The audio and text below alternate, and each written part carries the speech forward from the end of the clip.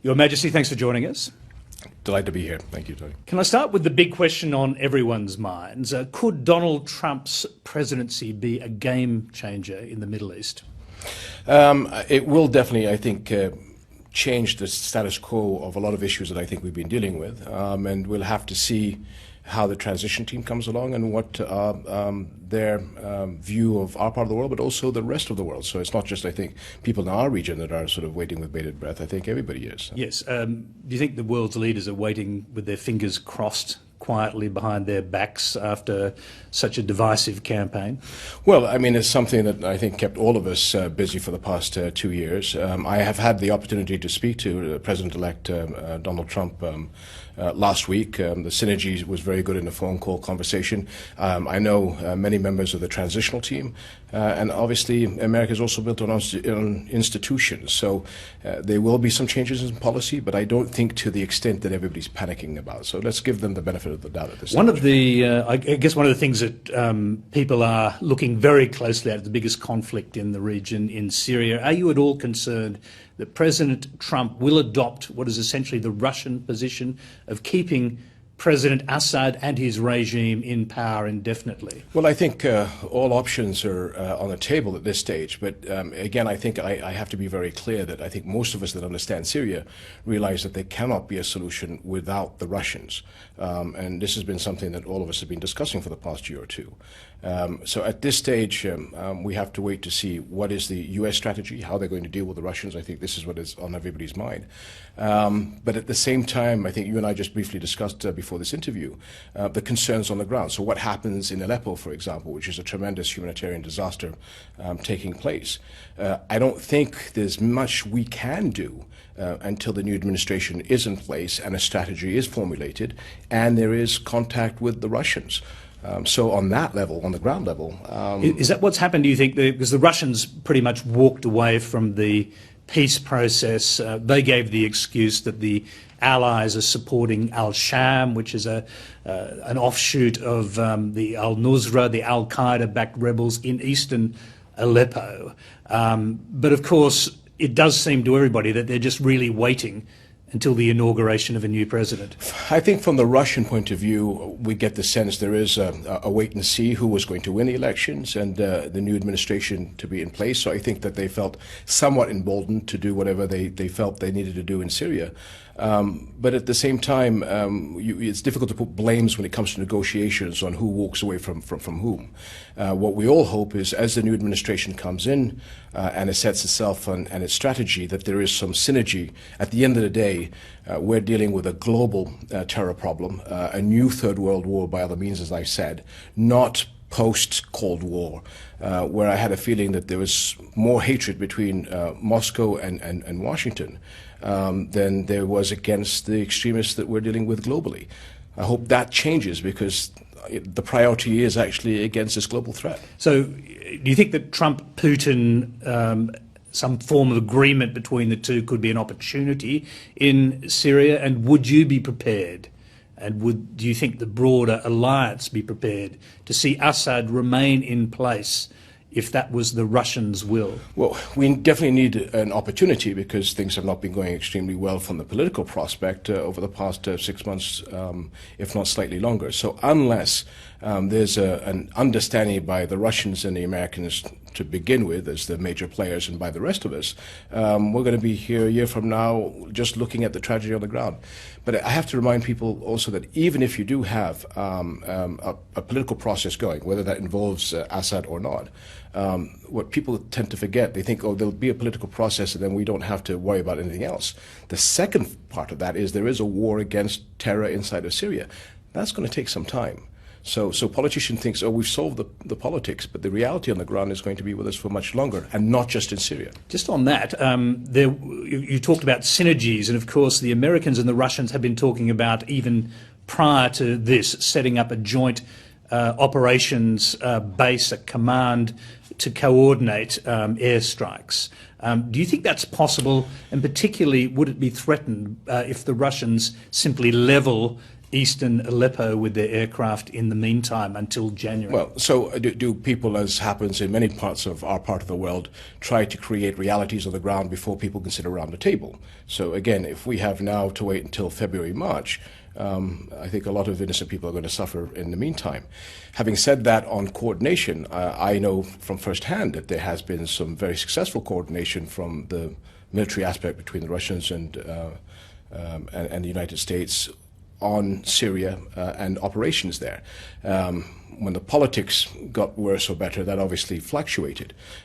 We hope that maybe now there's a new focus, but them sitting down around a table and agreeing is something that can be done. And we did see it on the military level in many parts of Syria. Well, Trump has made it absolutely clear that his priority will be to destroy ISIS. If he needs the Russians' help to do it, he'll obviously seek whatever help he can get. Is it possible to actually do that? But I think the destruction of ISIS should be everybody's priority. And I keep saying this is where the global war is today. I mean, we look at it as a war, a civil war inside of Islam, but we can't do it without the help of Christians and Jews and other religions and other nations, because this thing is not just located in Syria or Iraq. It's in Libya. We're dealing with Boko Haram and Shabab. You have the Al-Taliban, and actually in this neck of the woods, you also have your challenges. So unless we look at this in a global, holistic approach, we're never going to win. And so we've got to be using an American vernacular, chew gum and walk at the same time. And that's been, I think, the frustration in the past, where it's Syria today, Iraq tomorrow. But even if you see now pressures on Syria and on Iraq for ISIS, we have seen for the past year commanders going to Libya. So if we're going to wait a year or two until we deal with Libya, and if you're successful in Libya, it's going to put pressure down on the Boko Haram and the Shabab aspects in East and West Africa, and then we'll think, oh, we'll talk to the Africans 2 years from now. We're never going to get this right. So you have to do it all at the same time. And since you've gone down that path, do you seek, or are you in the process of creating cooperation with Australia, sitting in the middle of this region with the largest Muslim country, Indonesia, just to our north? Well, absolutely. I mean, Australia plays such a pivotal role in international affairs. You have a very capable special forces. We've seen them in our neighborhood over the past several years. So whether they work in our part of the world or whether we need to be able to nip it in the bud, so to speak, in certain regions here in the Far East, this is something that we have to do. I think your government understands that. We've had discussions along those lines. So have other responsible governments in the area. Indonesia, have you been talking to the Indonesian government? Yes. And do you see Indonesia as being a critical part of this puzzle that you're trying to put together for a global war on jihadism? Absolutely. I mean, if you look at Indonesia as being the largest Muslim country in the world, there is a great synergy between the populations there. You have a Muslim majority country, but you've also got Catholics. The relationship has always been a comfortable one. What we don't want is to lose the opportunity of making sure that everybody shares and works together and have to come back and visit, I'm not saying Indonesia, but other countries in the region, solve a problem from a military point of view 3 or 4 years from now.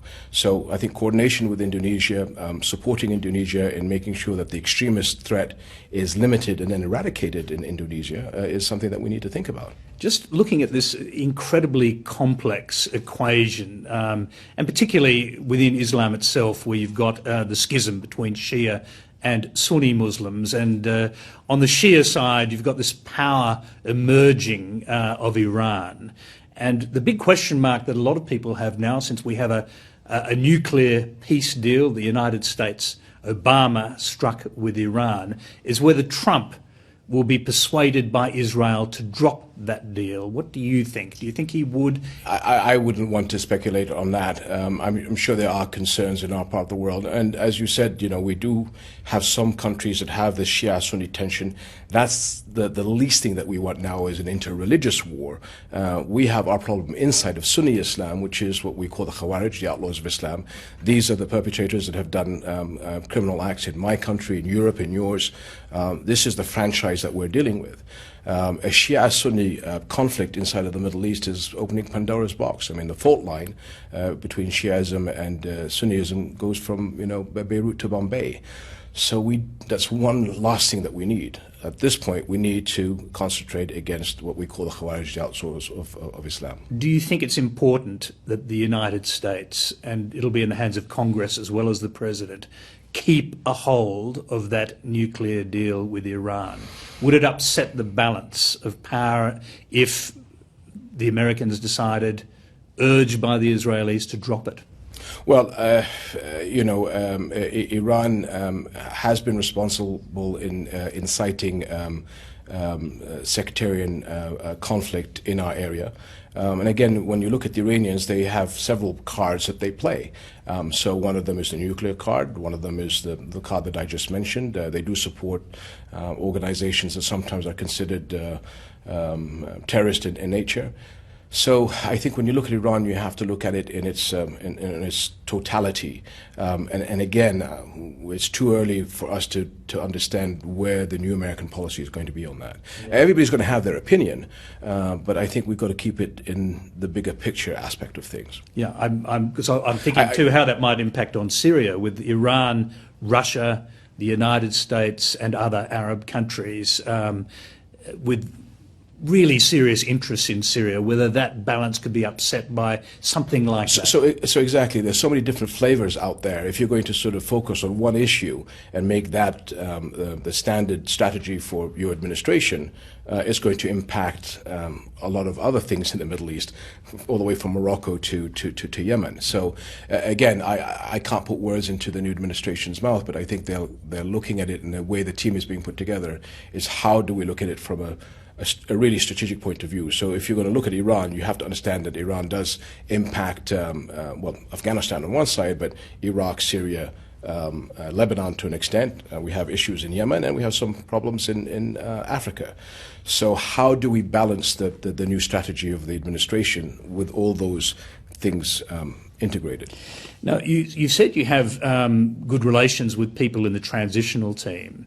And there's at least one member of the transitional team, General Michael Flynn, who's been pegged to become the National Security Advisor. And just in terms of this global war on jihadism that you're talking about, I'm wondering, could it upset that with someone like Flynn describing Islam as a cancer, a political ideology that hides behind the notion of a religion? As a National Security Advisor, could that damage relations? Could it damage the very thing you're talking about, which is trying to create a kind of global consensus to defeat jihadism?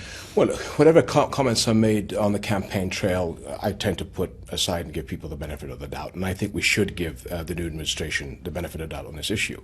And part of the problem, I think, that's been the major challenge and frustration from my point of view is, if you take some people at their word, is the complete lack of understanding of Islam and the challenges that we have. So when we say this is our civil war, the one that we're fighting, and I think most non-Muslims don't understand our religion.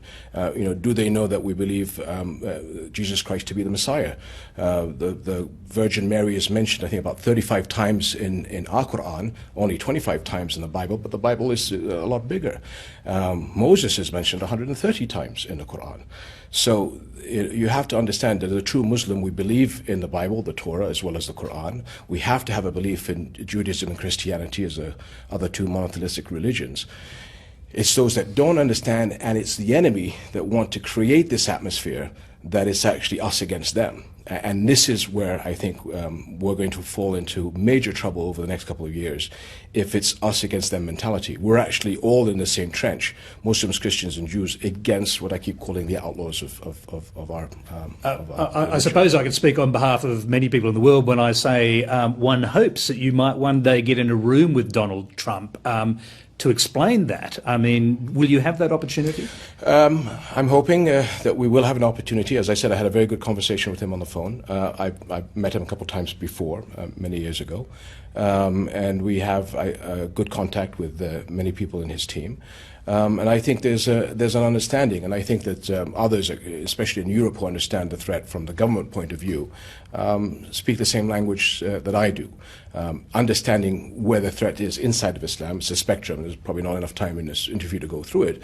But if you understand that it's actually in the last 10% of Sunni Islam where the problem is, and even in that 10%, so probably Those 1 or people 2%. you describe as the outlaws. The outlaws of Islam, if once they understand where it is in Islam the threat is, and understand that spectrum, then we'll be able to deal with the horror and the challenge much easier. Even, I think, inside of your own societies, understanding where the problem springs from and how to identify the threat. And that's the problem with most people, I think. I think we can actually go back in history a little bit, because there is a long history of the emergence of these kind of outlaw groups within Islam, going almost back to the first century of its existence. Absolutely, and they were so atrocious when they first appeared on the scene that Islam stood up against them and they were eradicated. And what I think, do you think that will happen now? More and more, this is where the alliance is coming from, and I think this is probably the challenge that you're having. Sometimes we have with the West, is where a lot of us in the region are now into the battle of this, and when we hear of peace initiatives or discussions for promoting governments, Libya is a prime example, where a lot of us see certain individuals on the ground that are actually taking the fight to the extremists. At this stage, people want to come in and look at the democratic process of Libya, and we're saying, guys, we're in the middle of a war, and the war for us is very clear. It's them against us. And I think that's the problem. And as I said, that is a small percentage that we're up against, that cherry-pick the Quran to sort of say it's okay to blow yourself up and kill innocent people, to subjugate women. That's got nothing to do with our religion. So we Muslims are the first people that need to stand up and say this is our fight. But we can't do it by ourselves. Yes, and on the other side of the equation, we see the emergence of right-wing groups through Europe, a right-wing splinter group taking a section or cross-section of power in Australia even, and of course big question marks over the new administration and the way they will feel about Muslims. You've got Donald Trump, for example, talking about banning all Muslims coming to his country during the campaign. How dangerous is it, if you want to fight a global war against jihadism, to allow these voices to become prominent? Yeah. So whatever, as I said before, whatever is said on campaigns, I take with a pinch of salt. And I think, give the new administration the benefit of the doubt.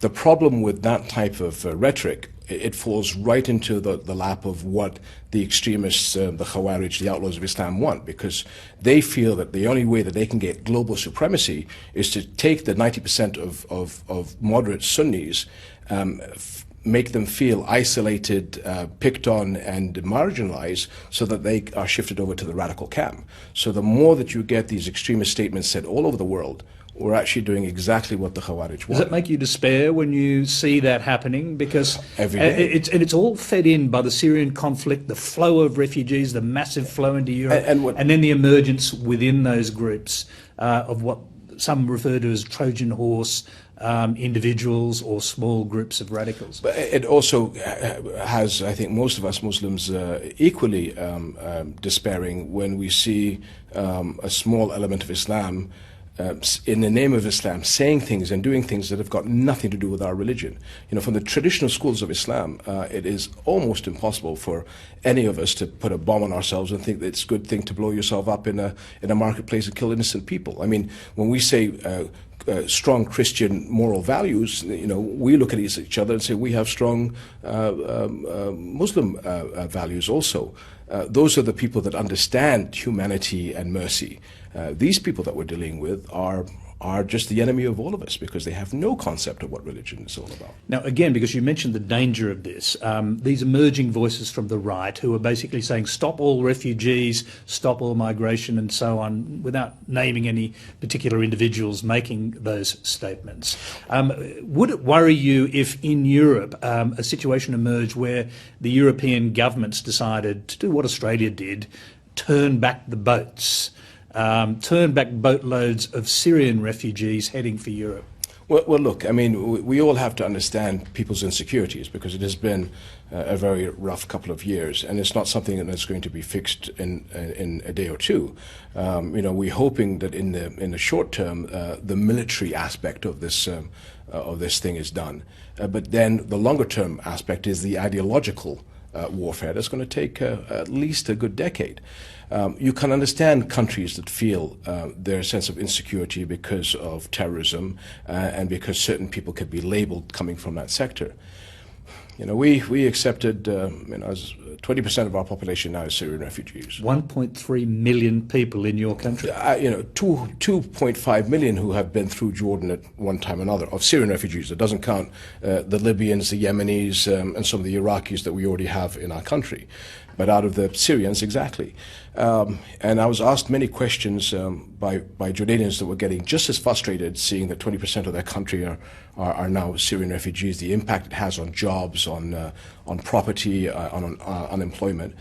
And they ask me, stop the Syrians coming into the country. And I say, how? When you have a mother, a pregnant mother with a child in the hand trying to cross the border, how are we going to stop her? I mean, do we sort of point bayonets at these people that are running away from horrible and threatening lives? There is a level of humanity that we have to reach out to each other. So it's very easy to say, let's not do that. But we do also have a moral responsibility. Your Majesty, that does seem quite a good place for us to leave the interview. I know you've on a tight schedule here, and we thank you very much and appreciate the time you've given us. Thank you very much, sir. Great pleasure.